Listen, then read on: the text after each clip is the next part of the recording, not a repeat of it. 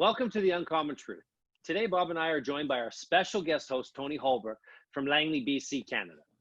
Tony's constantly striving to create a new blueprint for the future of commerce by marrying innovative technology with genuine customer care. He does this by nurturing entrepreneurship and helping companies grow and sustain their e-commerce business. From logistics and order fulfillment to user experience and brand identity, Tony's nearly 2 decades immersion into the industry leaves him uniquely situated to help companies succeed. His newest venture is twofold. As the founder and CEO of Best Box Fitness Inc., Tony and his team have created a modern business management platform specifically designed for CrossFit, boot camp, and HIIT-style group training facilities. This new fitness software allows technology to work hand in hand with business consulting, creating a new client and customer experience for businesses in the fitness sector. In 2019, Tony also founded Untapped Digital Inc., the company-powered CoachTony.ca, and an agency of business growth advisors that specialize in helping early-stage and fast-growth companies overcome the common challenges that come with running a business while scaling. His excitement for this work is further illustrated in his new book, The Digital Entrepreneur: How Entrepreneurial Habits Are Powering Companies to Win in the Age of Digital Commerce. Debuted in April 2020. His book takes a deep dive into the world of digital entrepreneurship and lays out how companies can build, support, and direct the right team to unlock maximum growth potential in a digital landscape. Thank you, Tony, for joining us and our audience on today's journey to find the uncommon truth about digital business. And Tony, as you know, you've been an amazing mentor and friend to myself and Bob as we've begun the journey of the uncommon truth. And we've had to deal with this very battle ourselves and how to transition from a live event or education style model into an online digital world. So I'm excited about our conversation. Awesome. Yeah, definitely. Thanks for having me. Yeah. Well, Bob, we're going to have a great chat today. So first question of the day: what do you feel are the key components that are required to succeed in the process of taking a business digital? In other words, from personal contact and live to online contact. Quite a transition. Yeah. I've always found myself working well if I put myself in the shoes of the customer. I mean, really, that's the only thing that matters for all businesses, right? A little bit, I mean, I want to put a caveat with that. You have to put yourself in the shoes of your team as well, right? Like the customers can only engage and do so much of this stuff, based on the proficiency of your team, right? And there's basically, if you take care of them and you put things in a situation where they are enabled to help people more efficiently, more effectively, then that works for everyone else. So in terms of the components, it varies a lot depending on segments and industries and that sort of stuff. But you want to look at touch points, and I think Apple is a great example of this, and Steve Jobs' sort of mentality about. He did not create a music player or, these type of very, very tactical devices. He created a phone and a browser and an iPod all in one device because the user only wanted to carry one device, right? Like that was the original shtick for the iPhone, right? If you go back to Steve Jobs' first product announcement, when he launched this thing out, he did not talk about all of the gadgets and all of the features and the download speeds or screen resolutions or anything like that. He talked about how on a single device you can put in your pocket, you can have thousands of songs, a web browser, and a phone you can call your friends and family, right? And so that, I think, is where you sort of start from the components, is what does your customers want in every single one of those industries, and then put that in their hands, right? Ask yourself what jobs they're trying to do, and then try to find sort of digital components or digital solutions or essentially more efficient elements to sort of speed your way through that process. Really good. I think what you just summarized in my mind is that simple marketing strategies have clarity in their message, in their market, and in their method. And that's really a change in digital business, that it's going to affect the method far more than the message or the market. So what I'm hearing you say is really be clear on your message in your market, but you have to be willing to adapt in the method that you deliver that message. Yeah, and I think to build on that, the method has changed a lot. It used to be in business. Car sales is a great example of this, right? Whereas you as the car salesman, somebody would walk in and you'd have to educate them on the vehicle, right? The horsepower, the this, the that. That industry is completely upside down. You're never telling any one of these people, I shouldn't say never. In most cases, you are not telling any car buyer anything that they do not already know. They did not walk onto a Toyota car dealership lot because they wanted to find out if Toyota makes good cars. Like, they've already done the research. They've already bought into the things. They know generally the packages and the things that they want to get.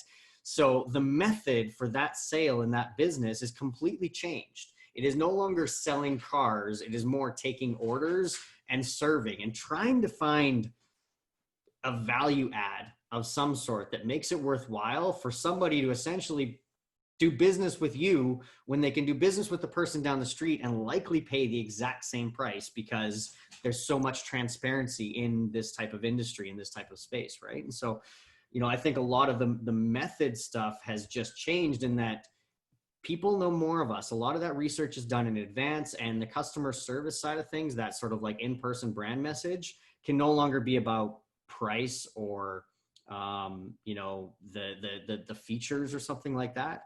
It needs to be more about what you can do for the customer, what above and beyond you can do for the customer to be able to do those type of things. And a lot of that comes to simplicity, right? If you confuse it and you make it all crazy, then people they don't know how to do business with you.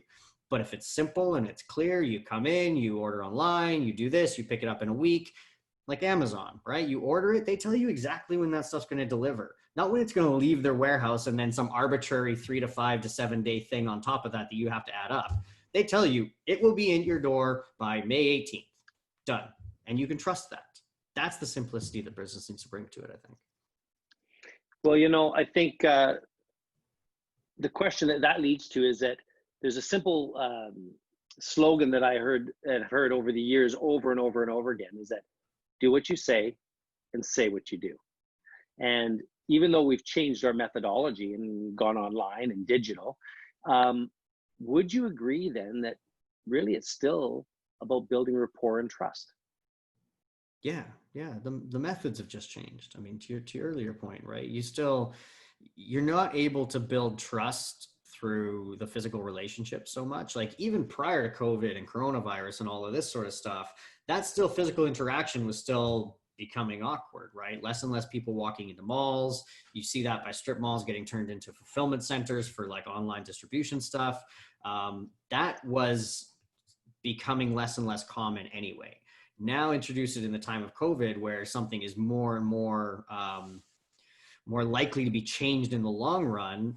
You have to find different methods to build those relationships, right? And you see video becoming huge in this time and day. A lot of the influencers and stuff and the people behind the scenes, CEOs of like Gold's Gym and these big companies that are now filing for Chapter 11 and going through these processes, they're now out in front because they have no other way to get in front of these people. They can't even produce a TV commercial because they can't get together to do the production to go with the TV commercial stuff, right? So you see a lot of this. You see a lot of people in their home just getting on camera and producing that sort of message and trying to build the relationship with their people through these forums. And in some brands, it's on point. It's coming through very, very well, and it works for their business model, maybe better than they ever thought it would, right? Other brands are struggling, right? They are waiting for the doors to reopen because that's what their piece is. For everybody that's been working with me or any of the businesses that I'm working on, I'm telling everybody, plan for this to take 2 years. Plan for there to be in and out of these quarantines and these chapters and things like that. And as a result of that, you have to realize that business is going to be different for the next 2 years. And so the way that you build these relationships and the way that you actually like attract, nurture, and maintain and retain customers is going to be different. And so new skills. Must be Tony, it seems to me that that there's so much competition online, and there's so many different products and so many people that it's kind of a smorgasbord of how to get connected with them, with the customer originally, so you can build a relationship. And I've heard that one of the most important ways is to have your brand recommended by a friend. So it's that link that somebody's already using your brand and knows about your brand or your products, and through social media they tell somebody else, and that's really how you first get introduced. Is that true? Is that how it works? Yeah, I'd agree with that. I mean, in most industries, there's probably some exceptions, and as we talk, maybe we'll point some of those out. But if you think about a real estate agent or a dentist or a hairdresser or even a coach or a gym or a teacher, most of the time you're going to want to go with somebody that somebody who's used their service and has some sort of recommendation. Or in the absence of that, again, like the Amazon case where you've got all the product reviews and stuff like that. If you have two products that are exactly the same, features are all the same, everything's exactly the same, but you've got one with 5,000 4-star reviews and one with 100 2.5-star reviews, like it's pretty clear where you're going to go. So that tells you where the human sort of instinct is. When you're going to make this purchase, you have to overcome this trust factor, depending on the cost and all the other factors, right? But if it comes with a recommendation from somebody that you trust, yeah, that weighs huge. And so as a business, this is a good example actually of one of the ways to communicate and components is a referral or a review or testimonials. One example that worked for me is I was looking for somebody to detail our cars. And it was around the time that my son was going in for surgery. And so we weren't able to sort of like have a car gone for like a day or two. So I was looking for a mobile detailing service. And there was one company that showed up on Google all the time, and they had thousands of reviews, just thousands. And every day I went back and I looked at them, they had another 2 to 3 reviews added to their total, right? And as I saw this, I went, man, these guys are doing something good, because every day I go on there, yesterday, 2 people left reviews that the work they did yesterday was great. So how can I, as a buyer, have nothing but trust for that sort of situation? So I brought the guy here, did a great job. It was mobile detail service, so it is what it is. But yeah, they were a 4-star review type service. And I probably never would have looked at them because they were like A1 detailing service or something like that. Like I have no idea who these people were. But because of the reviews and everything like that, it led to this trust, and the result was good there, right? 5,000 people aren't going to stick their name out there for no reason. So it's big. Yeah. So as always, in any form of business, relationship is key. The management of those relationships is key. So we really need to be clear in differentiating our message to them, but also the methods that we're using need to be clearly focused on who that target market is that we really want. Whether it's us bringing value as the cheapest price, or bringing value as the highest quality or the best service, make sure that we're really clear on our purpose and our messaging to the right group, that it fits. Would that be a same old, regardless of whether you're digital or you're in person to person? I mean, I would argue that in the previous, say, 1 to 5 years, that was shifting anyway. And I think even more so now, it's shifting a little bit. You really need to be transparent with a lot of these things, right? In a digital world, it's a lot easier to target, right? So and there's a ton more data. So it's very clear to understand what's working and what's not, right? Foot traffic through a store, ultimately, you know whether that's working or not because of a conversion rate, right? You got 100 people to walk through the store, 20 transactions through the till, you know what your conversion rate is roughly. In the digital world, you know so much more. You know whether they clicked on that email. You know, A, whether they opened it, okay? Whether they were interested or not. B, how long they opened it for. I don't know if a lot of people know this, but most email tracking software can differentiate between an email open of sub 5 seconds and an email open of greater than 5 seconds. And so think about that for you guys. If almost every email you get, you will open, right? Arguably for at least a second or two to decide whether it's garbage or not. But if you stayed on that email for 5 seconds or greater, That's some intent. That's some engagement. Something on there caught you, or your wife was talking to you as you opened the email and you got distracted. But, you know, something like that, you've measured this engagement, right? And then beyond that, you know exactly what links they clicked on in those emails. You got 10 links in there, you can know which ones those are. And if you're smart behind the scenes, you can categorize those into these 5 links mean they're interested in this stuff. These 5 links mean they're interested in this sort of stuff. And then that can then be a proxy for your next level of communication with them, or the next chapter of communication with them, right? And so I would argue that you should be better at it in a digital world, because you have more tools available at you, at your disposal, and you should be able to go broader with this to a much larger market, because you can go so niche and so like granular and so data driven that you should be able to go broader to an audience, as long as your product is able to reach that mass, right? Auto detailing is tough. You're within a range, but a book or anything else, arguably there's no barriers for that sort of stuff. So there should be much more opportunity to build those relationships in the digital world. Interesting. So Bob, and to both of you, actually, this is a question. Do you think then being niche specific in our messaging and what we're focused on is important? But what you just said really rings a bell with me, that we need to deliver that broadly in today's world. For me, just that kind of sub question that, Tony, to you, in the old days, if you wanted to reach a certain demographic, let's say a person that had over $500,000 to spend, you know, you could go hang out at a boat show, you know, go down to the boat show. Guys buying yachts probably got over $500,000 to spend. So you could set up your booth there, you could intermingle with people, and you're in that demographic. But on the web, it's a different thing for me anyway, being new to the game. What are your thoughts? So yeah, draw a parallel with that. Okay, there's no boat shows going on right now. So where do you think a yachty, a guy who would be doing this stuff, where would they go hang out online? Where's the equivalent of that? Okay, that was a bad example. I know nothing about boats. No, but the truth is the same.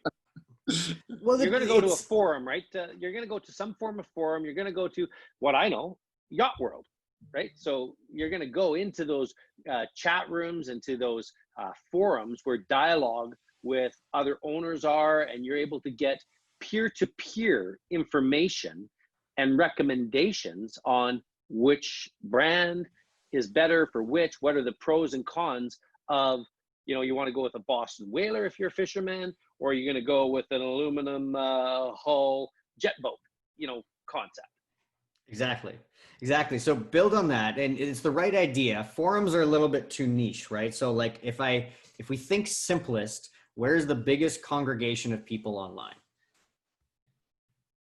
Facebook, exactly, right? So what I have noticed to start to pop up on Facebook are these nostalgia groups, right? So you have to imagine a lot of these people that have the boats that would normally go out and be like replacing their boat every couple of years, or doing these things, or going to boat shows, or seeing people at the marina, or things like that.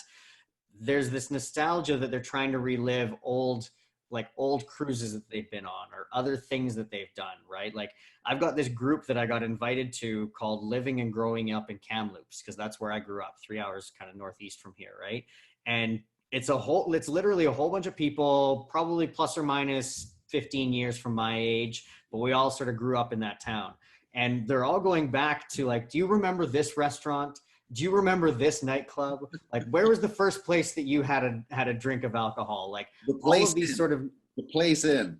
The Place Inn is probably the first for many, many people. The Rendezvous might have been mine, but we won't talk about that here. But it's that sort of thing, right? And so if you want to get the attention of those people, or if you want to go to that equivalent of the boat show where normally you would generate leads at that show for those type of clients, the question you need to ask yourself is, where are those clients hanging out now? Likely on Facebook, or at least the largest propensity of those people will be on Facebook right now. There will be groups being formed, or groups that already existed that are catering to this sort of stuff. And you need to go talk to those people and find a way to provide value to them. I mean, everybody's a little bit shy or short on cash flow right now.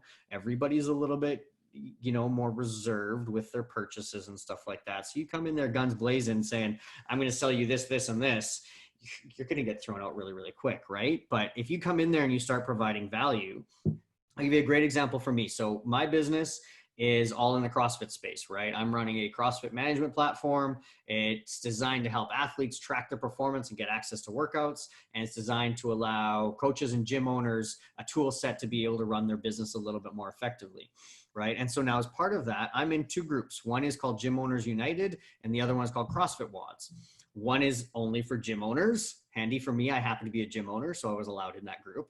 Two is CrossFit WOD. So that's just athletes. That's just the people that do the sport all over the world. And literally all myself and the other 2-3 members of my team are doing is when somebody asks a question about CrossFit workouts, another athlete, we give them ideas, we give them suggestions, we give them resources. That's it. We do nothing else. We do not talk about our business. We do not do anything else, but we are starting to get known as people who are contributors. And now people who have a question, somebody else will ask us, hey, do you have a thought on this? Like, can you help this person or whatever that is? Because they've seen us answer in other cases. Same thing with Gym Owners United. I've started to, through this, I need to solve things for my business. One of them was a P&L, a profit and loss statement. So I tried to pull together, or I had to pull together a new profit and loss statement that showed multiple lines of revenue. In a traditional CrossFit box gym, you've got 2-3 at most, right? You've got your group classes, you've got your personal training, and there may be some merchandise or some other stuff that's usually like sub 5% of your revenue, right? In the new world, you're going to have online, you're going to have boot camp, you're going to have a bunch of different products essentially you're selling. And so a lot of gym owners were asking for a budget model or a profit and loss model where they could enter in like number of customers times the average revenue per service, spit out some revenue lines, aggregate the cost, all that sort of stuff. And I had actually just done that work when I saw the question came across. So I pulled together a P&L, put it up into Google Sheets, made it anonymous and publicly available. And I started just sharing that through this page, right? And then 10 owners, 20 owners, whoever downloaded and accessed it and that sort of stuff. But it's where I have gone, where I'm not able to go to the CrossFit competitions or walk into the gyms and go talk to these people.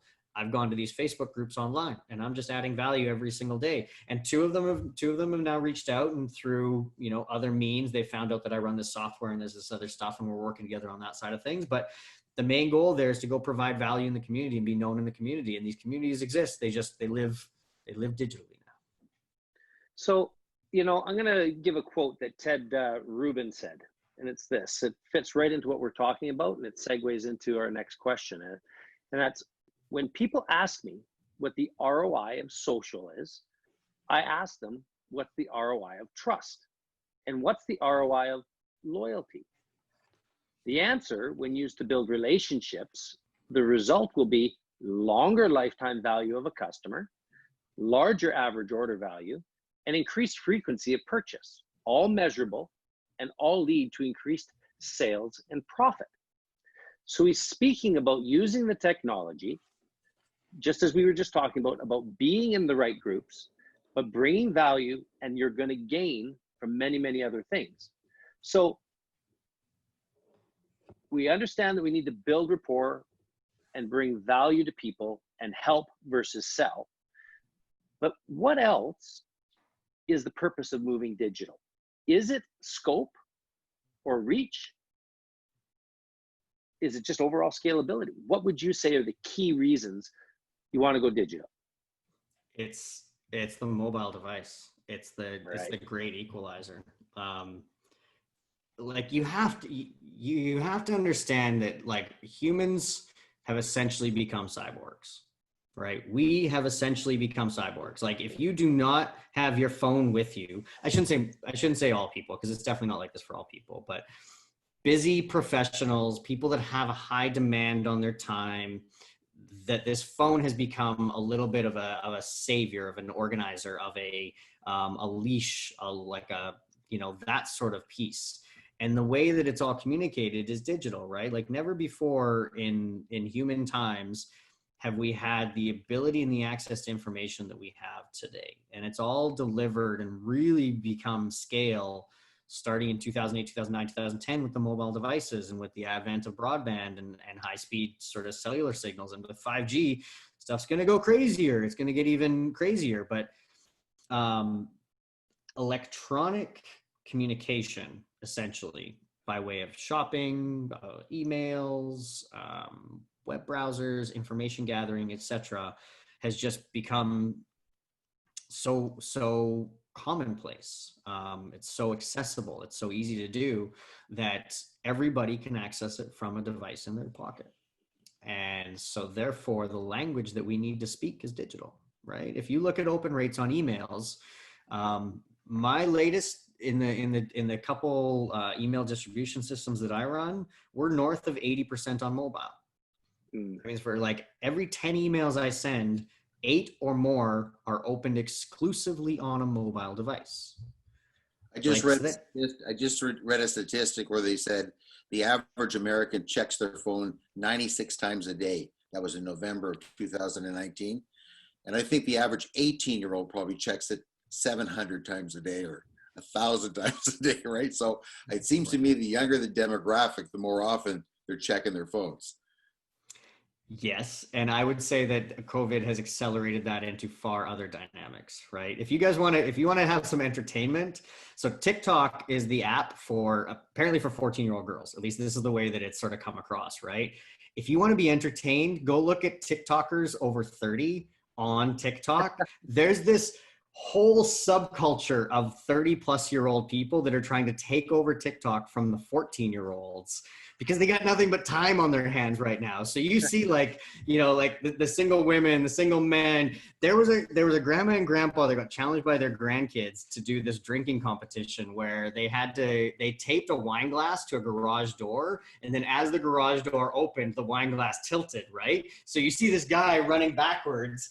And I mean, he was fully gray haired and, that sort of thing. And he was chugging the beer coming out of the garage, and you see his grandkids on TikTok watching this video going like, oh, what happened? But that tells you just how rampant this stuff is. What used to be age specific or that sort of stuff, I think quarantine's thrown that whole thing for a loop. I mean, no rules really apply anymore.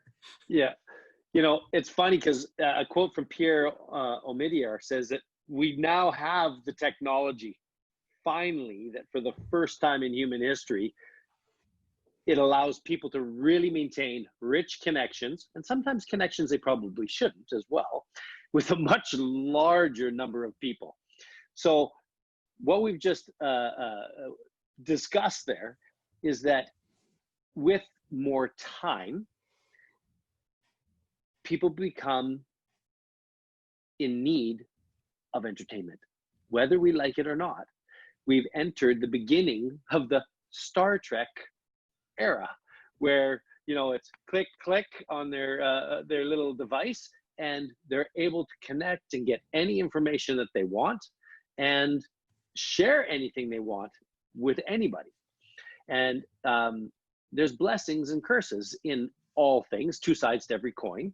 So this is kind of a thought that I have. Is it drawing us together, as you just sort of described in TikTok, between the generations? If I looked at the three of us, we're 3 decades, right? Within the three of us in our friendship, we have different paradigms because of where we're at. Boomer, Xer. I think you're just, where are you at? Just at the end of X? Or I'm a millennial, technically. Exactly. In, buddy. You snuck in. I think I did, yeah. I'm the oldest of the millennials, I think. Right. So that whole concept that it is uniting us and bringing families together in a lot of cases, but there is still that dichotomy of how we do our messaging and how we're doing it is a subculture within each medium, for sake of a better word. Facebook, YouTube is encompassing of everything, TikTok or Instagram or Snapchat or whatever it might be. You are very correct. The demographic seems to be powered by a certain age group. The technology itself is kind of a place of gathering for them. So do you think that the technology itself needs to be understood better in digital business because the market is segmented within them? Or will they all eventually merge? It's only a beginning phase of a digital technology that it gets segmented.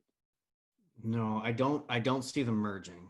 And it's a cult. I don't want to say it's a cult thing. Cult's the wrong word. It's a tribe thing, let's say. Like all of the 14-year-olds were on TikTok because the other people weren't there, right? And if you look at the history of Facebook and Instagram and Snapchat and now TikTok, it all started with the younger crews, right? Actually, I shouldn't say, well, Facebook started with university kids, right? Increasingly now, as kids get devices younger ages, the Snapchats and stuff of the world are opening up more to them, right? But it starts with a group of people that find some sort of feature, some sort of cool thing around it, right? Facebook was the ability to meet people at first. Instagram was the photo sharing. Snapchat was the filters and stuff like that. TikTok used to be Musical.ly, so it was around like 30-second music snippets or something like that that people could gather around, right? But most of these started with a culture of people. They found their place with it. And then when it became cool, other cultures grew on, and then it became uncool for that first group, so they go and find another place, right? And so you got to be super agile with this stuff. Like, it is going to change. You know, Gary Vaynerchuk is a guy who's putting a lot of push towards TikTok and basically just saying, forget about what the 14-year-old girls are doing. Don't worry about that. Get in now while you can. And in 12 months and 24 months, when TikTok is what Instagram is today, you'll have a massive following that you wouldn't be able to build 2 years from now. That is essentially his position. So there's a lot of people going into these places and sort of building their own niches. So I think what works for me or for you or for anybody else today could change tomorrow, and we need to be aware of that. So basically you're saying is that what's old is new. Early adoption is always a good place to be. Yeah, I'd agree. It's you plant your bets, right? And I think you put enough energy into them to, you know, water the seed and let the seed grow if it does. But be willing to pull your bets pretty quick too when it doesn't work out. So, you know, as we're talking about digital, let's move into a little bit more of the actual practical. As you know, you've been with Bob and I and sort of walking us through the journey and the start of The Uncommon Truth. How do we effectively launch digitally with the social media funnels and to our old-fashioned websites, which aren't old-fashioned, they're still a critical requirement of hub and spoke, for sake of a better word, analogy? Is it that we just tell story on social media and then move them to a website in a funneling process? Or is it truly don't sell, start helping? Yeah, that's a good question. So let me break those into two. I think every business needs to provide value. If that value happens to come with the ask of a sale. So like a good example of this is a certain platforms and technology and stuff, they end up not needing to sell the product anymore because they just become so needed or so recognized as like the solution for that, right? So like Google's an example. Do you think Google sells themselves as a search engine anymore? Like, no, because their name is now essentially a verb for the term search, right? So they don't need to do that piece anymore. And I guess arguably they just added value by organizing the world's information for everyone. And that was, you know, it was pretty nice of them to do that for us. There's a point in which I think a platform or a technology or a service just becomes more of order taking because it's been proven so much of the value. Like, let's use Tony Robbins as an example, right? His seminars, his workshops, and his books, right? At this point now, he doesn't need to sell anything. He does, no question. He's got an entire engine and everything behind it. But do you think when he wrote his most recent like financial book, he had to go out there and convince people that, hey, he should be listened to? No, everybody was going, give me that book. I've seen what you've done in the past. I know the value that's come out of it. I'm glad that you're doing it in this sector now. Give me that information, right? But the way he built up to that point to get to that level of trust is he's been giving stuff away for years, right? Snippets and videos and podcasts and YouTube videos and all of these things. He's been providing value repeatedly for years. And then he asks every once in a while, right? Gary Vaynerchuk wrote a book on this called Jab, Jab, Jab, Right Hook. And the whole premise is give value, give value, give value, ask, right? And so I think there's two pieces to that is like, you always need to provide value to people, no question. And then the ask is dependent on sort of when you need to get to that point, right? Yeah, I think that's the main stuff. So that leads us, to what I think to really digging in here is how do we create effective calls to action in our campaigns in the social media digital world, right? We need to be able to, as a business person, convert those browsing and into buying. We need to be able to monetize this value. And a couple words that I've heard said best is, how do we move from freemium to premium in our revenue in the digital world? How do we do that? I don't know. I don't know if that is if a movement is the key. I'll give you an example. So PandaDoc is a sales automation software company. They basically, if you're an agency, they help you make like fancy sales proposals, onboarding contracts, NDAs, and that sort of stuff. But underneath all of that, they had an e-signature product. DocuSign, HelloSign, we've all used the electronic signature type stuff, but they had this e-signature product and they charged for it. It was whatever it was a month. I don't know what it was. And they didn't sell a whole ton of it. Like, it was used more of an add-on when necessary to existing customers, but they never sold a whole ton of it. The market leaders have always been DocuSign and that sort of stuff. And so there's a case where they had a premium product. And at one time it was their freemium product. Right? They moved it up and they started charging for it because they felt it got mature enough and that point that it added value. Since then, they've also added a whole lot of features to other areas of their platform, right? Document templates for software development agreements and like a whole lot of stuff, right? So now all of a sudden, what used to be their premium product is actually just kind of table stakes because the industry around them has changed. Other people are giving away free e-signature stuff. It's becoming more common. So like Adobe entered the market, all that sort of stuff. And so they now, just in the time of quarantine and everything like that, they went as a leadership team and said, what can we do to help entrepreneurs and small businesses? And they've now made this a freemium product for them. They've brought it back down to that freemium tier, did a bunch of product work around making it available and easy to use as a free product. And now that's their way of giving back value to the economy and to the world and to business owners and stuff like that by allowing them, when they know that people aren't going to be able to meet in person and hand sign documents, they're giving all these people free signature stuff. And that's exposing them to a massive amount of market awareness that they would normally not have gotten. All of these people just would have defaulted to DocuSign or not using anything.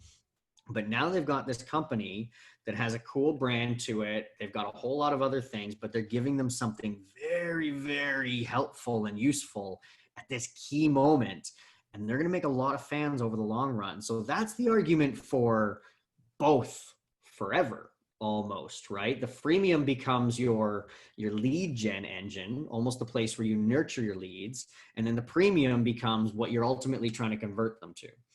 And so if you think about this in a sequence of a few conversion points or the path down the funnel, the first conversion in the funnel does not need to be when they become a customer. That first conversion can be much higher up the funnel, and it can be an email capture. It can be sign up for a freemium product. It can be something like that. And you know that it's going to take 6 months for you to nurture them in that stage to get to the next point. So I don't know if that answered your question, if it's an either or. I've seen it be effective with both and. Bob, as a demographic, I'm going to use you as a demographic. If you're in search of something and I'm able to give you a tool, let's call it for free, we're using the freemium right now, that helps you move forward on your journey, are you going to be more loyal to me when I ask for the opportunity to introduce a for fee product or service, or will you not care? Yeah, I'd like to say that I care a lot, but I don't think so. Because I have a lot of needs, right? Business owner, family man, et cetera, et cetera. Got a lot of needs. Immediately with a search for that will meet the need, and then I'll very willingly sign up for something as long as it's free, right? If it says that it'll solve my problem and it's free, I'll go for it. And now I know I'm on the email list, but I can vet them out later on if I don't want to, right? So for me, it's about them providing that the thing they said they were going to do 100%, but then me being interested as the relationship goes on. Is there still more value there to be added? So I'm looking for not only that product. Gee, I'm a greedy guy. Now that you made me mention this, I'm looking for the next piece of value and the next piece of value and the next piece of value. Now there's probably a limit, and then all of a sudden I do have that trust. I do have that trust, and I have started to build a relationship. And it seems to me that if somebody will actually reach out in my demographic and phone me back at a certain time, like I bought the thing, maybe not the first time, right? But the second look or the third look that I've been interested in, if I can get a touch point with a person, then I'm highly likely actually to take that call. I bet probably way over 50% to take that call. Right. And then, maybe not to close the business, no, but at least they're on the consideration list, at least at that point. It's their bid to lose, essentially, right? But they're on the list, right? Right on. And that really adds value to me, that they really do have a system in place. They do have a sales force in place. They're legit. They're obviously, I hate to use the word caring because it's all about business, but maybe they are caring, right? And it's good stuff.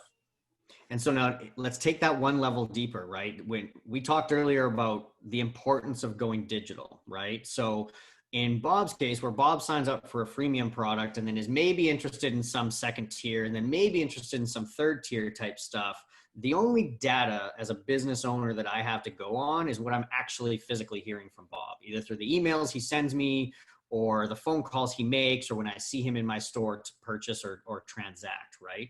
In a digital world, I know Bob's digital fingerprint, meaning when he hits my website, I know it's Bob. Bob doesn't necessarily know that I know he's there, but I know he's there, right? And I can set up triggers that says, if Bob hits the pricing page, 3 times in the span of 24 hours, send him this email over here that talks about pricing and how much value that we do. Now think about how timely that is for you, Bob. If you're all of a sudden you're thinking about it and you just had a staff meeting and you guys are going, oh, we need to upgrade our email automation or whatever it happens to be. So I'm going to go check this out. And you don't call anybody. You're not at that point. You don't want to talk to anybody. But on my website, you check out this, you check out that. There's a few signals that are sent, some intent signals that are sent. And then, oh, amazing. The next morning, that sales rep that you built that relationship with 6 months ago, he's like, hey, just following up. It's been a while. Here's some new stuff that we've got, creepy timing almost with this sort of stuff. But imagine the power and imagine how good you feel, even if you know that you just got digitally hacked almost, right? You're like, you guys are watching me or something was going on, because there's too much of a coincidence with that. You still feel a level of like, oh, damn, these guys are good and they've got my back for this sort of thing, right? Now, this is where the power comes from, is you as an organization, if you can leverage those digital touch points and be at the right time, in the right channel, at the right moment when those people are transacting, that is gold. That is the secret sauce to making this stuff work and making it seem like those relationships that you're building are more genuine than they actually are, which is, not to say that you should approach it that way, but technology will help you become a lot more connected with these people in that regard. Yeah. Wow. Tony nicely summed up. That's makes so much sense. So what you're saying there is it's really important that we actually have that resource built within our organizations, that we can make sure that we're keeping in touch with the real-time data and being able to respond to it as well, or at least have some automation stuff built in that can automatically generate some things as well, right? Exactly. And at the most basic level, you would have a tool like a CRM, a customer relationship tool or something like that. Mm-hmm. And it would you'd set alerts so that if something happens, send me an email or pop up in my app or something like that. And then you as a business owner, you sort of just manage the exceptions, right? You go, whenever a customer hits my website, and if they hit 10 pages in less than an hour, send me an email about that person, like whatever the most basic thing is. And then at scale, you automate and you do auto replies and you get an outbound sales force for that sort of stuff. But the most basic level, it's customer insights and alert me what's going on with these digital properties and stuff that's happening. And then you learn how to take next steps, and then you continue to build from there. So small business owners do this themselves. And as soon as they're able, this is almost becomes an essential sales tool now, doesn't it? It's like in the old days, you got an internal salesperson making calls. You got somebody visiting clients. Maybe you still have that, but now you're looking at having a social media salesperson as well. Correct. Yeah. And a lot of it just comes down to responsiveness, right? Just being there. Like, you think those live chat things, how annoying is it when you have a live chat box and you're like, okay, hey, I have a question. And then like 10 minutes later, you're still not replied to, right? Well, what's the point of having that if that's the case? So to your point, yeah, people need to feel heard when they expect to be heard, whatever medium that happens to be. I think I love this little quote that Jeff Eisenberg says, and we've just talked about it. It's much easier to double your business by doubling your conversation rate than by doubling your traffic. So all of the importance that you just described and gave us this great advice, Tony, is that we need to use the technology. We need to make sure that we are capturing the gold that's flowing through the river of connection. And that's what the digital world really is this river of data that we all are telling the world by our actions and our activities of what we really want and need. Our human needs are being met one way or the other. Wherever we're going shopping, we're expressing by the choices and the clicks, etc. That are we looking for significance? Are we looking for security and certainty? Are we looking for connection with people? Do we just want to grow and learn, or are we contributing or giving? All these things are flowing out of us into this digital river, which is the gold that allows organizations that are willing to develop the processes to serve us better. Now, there are those that misuse it, which is an unfortunate thing. But if we are truly service orientated, then this is just an amazing opportunity. Like the old adage of the gold miner panning for his gold, it's flowing down the river and settling in different spots if we're willing to make the effort and put in the process to extract that data so that we help our target niche gain the value. So I'm really grateful for that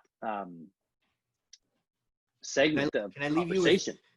I want to leave you with one thing that's very important for business owners that I learned when I was doing e-commerce conversion, and you touched on this, right? Is the conversion point is the starting point for you as a business owner, right? So if you think about a funnel or that river, it makes no sense to start at the top of the river and try to get more water, more people in the top of that thing. Because if you're inefficient down below, then it doesn't make a difference. So you start at that conversion point. You make that as clear and as simple and as positive as an experience as you possibly can, and you work up from there. Do not work down. Start at the conversion point there, increase that, and work your way out from there. That way you make sure at the most important point of your journey, the point in which they are giving you email information or financial information, the trust and the next step of that delivery of that promise is on point. Excellent. Well, that's excellent comment. Oh, absolutely phenomenal. There's so much, and this subject is so deep, as we're discussing the whole concept of digital business. What I'd like to do, as I do every day, is try to take all this great dialogue, I think, Tony, we're going to have you back specifically to start to segment this whole concept of digital business and discussing your book and the other knowledge that you've blessed us with in our business in the startup of taking the Uncommon Truth digital and just sharing that with people. So I'd love that opportunity to just kind of summarize our conversation for today, and then we'll develop a strategy to come and bring out a step-by-step approach for people on how to move into this digital world with you, Tony. That's good. So I really thank you guys for this great discussion. And so let me try to summarize the uncommon truth about digital business. 1, we need to learn what our target market needs and wants are. This is a critical thing.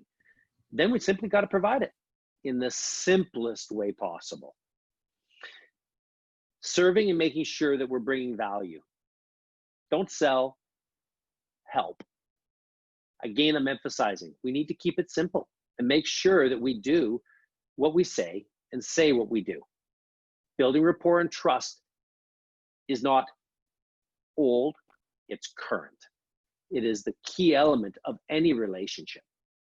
We need to be clear on our differentiation, how our message is going to impact our target market, and be clear on the value propositions and who we are associating with, and where we're finding those associations is also very critical. So knowing our customer and using that data, as we just talked about the digital river, to ensure that we get the engagement and ultimately their referral or their recommendation to people that we are bringing value and serving them, helping them get that need. I think the referral in today's world, in the social media world, is becoming more and more critical because there's less human connection. So people are relying on the surveys and what people say. We need to be niche specific in our messaging, but we need to be willing to deliver it broadly because, as you said, we don't know necessarily where things are coming and how things are always moving. It's moving so quickly and agile, but start at the bottom with that initial contact and then work it up from there. Delivering that trust, do what you say what you do. Obviously the best place, as we've all talked about, is mobile. We need to be on these social media funnels such as Facebook and getting into the groups based on that target market that we know that we want to reach. And basically people want to talk about what they are doing and or they have done.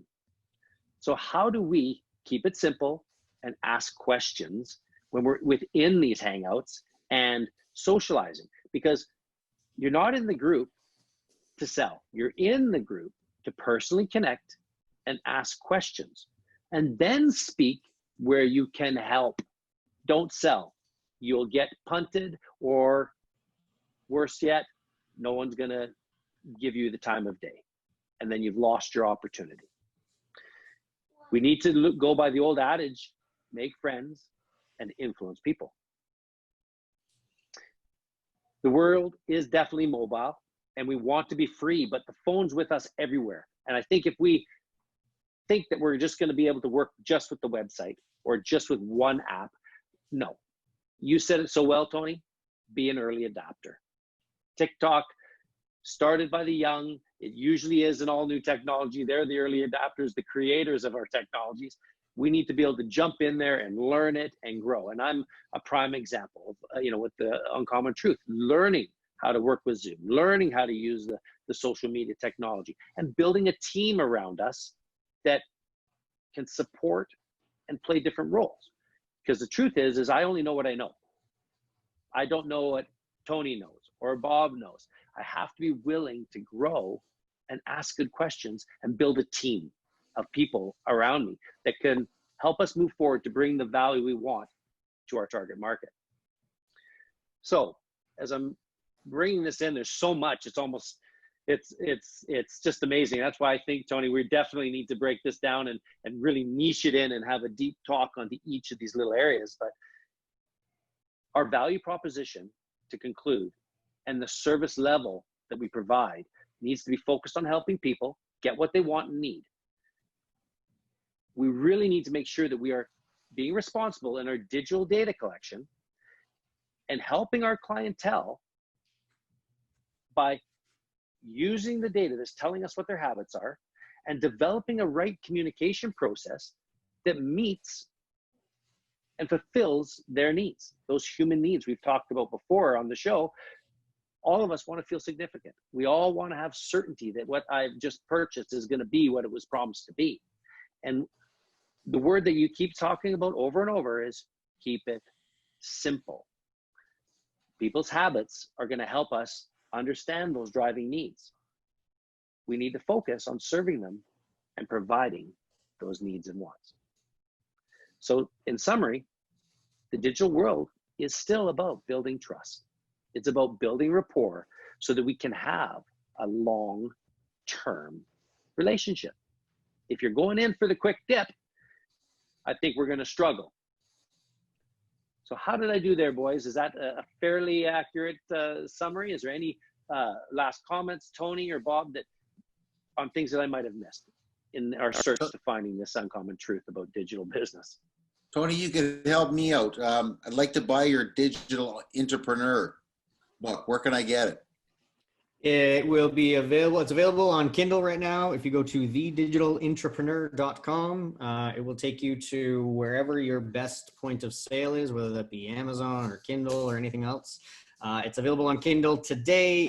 The print version may be released while I've been on this call, but it'll be released in the next sort of 24, 48 hours. It's going through its final Amazon reviews and stuff like that. But go to Amazon, search The Digital Entrepreneur or my name, Tony Holbrook, and you will see it there. And it will be popping up on kind of other various retailers and podcasts and audio formats like Audible and iTunes and stuff over the next kind of week or two.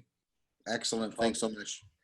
And Tony, on that note as well, every day I've been using the BestBox app. Maybe just give us a little reminder of where to get that if we're needing help with our digital training and health and fitness requirements. Yeah, so the BestBox application, there's kind of two sides to this. If you're a gym owner, a fitness entrepreneur, or kind of somebody delivering fitness programs, if you go to bestbox.co, you will see information about the platform and the services and everything that's there. You can also sign up for a beta program there. That'll get you good to go. If you are an athlete or aspiring to be athlete and want to get started on the training side of things, you can go to your app store, whether that be the Apple App Store or the Google Play Store, download BestBox, all one word. We do have a demo gym in there that you are welcome to join called Beyond the Box Fitness. It's our virtual gym.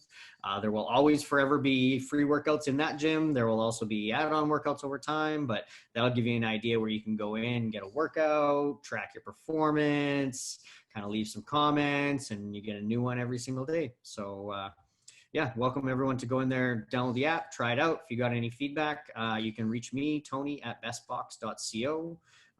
Happy to help, happy to answer any questions. Like any software, this is new-ish. We're kind of at 1.4, but it's still a 1.0 version of software. So we are continuing releasing new stuff, always releasing new changes, always improving on stuff. So feedback is welcome, and patience is hopefully available. You know, and to all of our audience today, I can say that it really works for an old guy like me who's still training every day. It's been a great help for me in this COVID-19 time to be able to go through and do, whether it be a CrossFit, HIIT training, or even just a body weight and exercises like I did this morning. And that just kicks my butt. So loving it, and thank you for making that and giving it to all of us out here in the world, in the digital world, Tony. So I really want to thank you. I want to thank you, Bob, and all of you watching today for journeying with us to find the uncommon truth about digital business. We will be having more segments on this with Tony. I'll be twisting his arm. All that working out is making me stronger, so he'll be back. And remember to visit us on the web at www.theuncommontruth.life and find The Uncommon Truth on YouTube, Facebook, LinkedIn, and Instagram. Until next time, God bless.